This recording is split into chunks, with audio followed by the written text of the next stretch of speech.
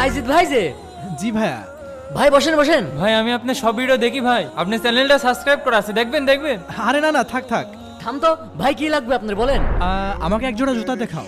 ভাই দাঁড়ান, আপনার জন্য একটা সুন্দর জুতো দেখাচ্ছি, এটা এই বাজারে সেরা জুতো, আপনার পায়ে ভালো মানাবে। ব্র্যান্ড ভাই ব্র্যান্ড, আপনি যেমন ব্র্যান্ড জিনিসটাও তেমন ব্র্যান্ড। এই তুই আমার কাছে দে ভাই, জিনিস চান আরে নিয়ে যা। দাঁড়াও দাঁড়াও, লাগছে না, থাক।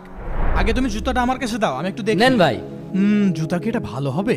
চাহ মিস হয়ে গেল, ভাবলাম চায়ের টাকাটাও এর মধ্যে থেকে ওসুল করে ঠিক আছে নেব। আমি দেখছি। আচ্ছা, এর দাম কত? ভাই ব্র্যান্ডের জিনিস তো, এই একদম 3000 টাকা। 3000 টাকা? জি ভাই জি ভাই। একটু কম করা যাবে না? ভাই আপনি ইউটিউবার মানুষ, আপনার মুখে কি এই কথা মানায়? দিয়ে দেন 3000 টাকায়।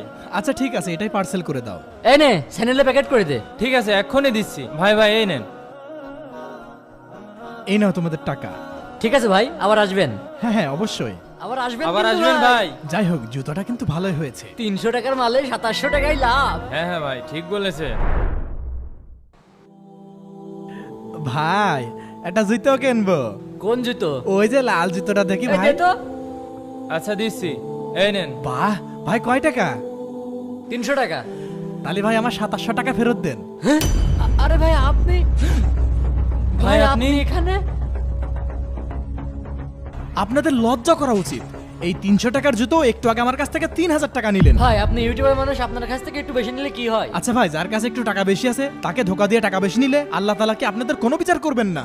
আল্লাহর কাঠগড়ায় কি আপনারা আসামি হবেন না? এই সামান্য কিছু টাকার লোভে আপনাদের হালাল ব্যবসাকে আপনারা হারাম বানাচ্ছেন। রেখে দেন আপনাদের টাকা, আমি সাদকা হিসাবে আপনাদেরকে দিয়ে গেলাম। বন্ধুরা, আমার প্রতিবাদ ভালো লাগলে অবশ্যই লাইক করবে।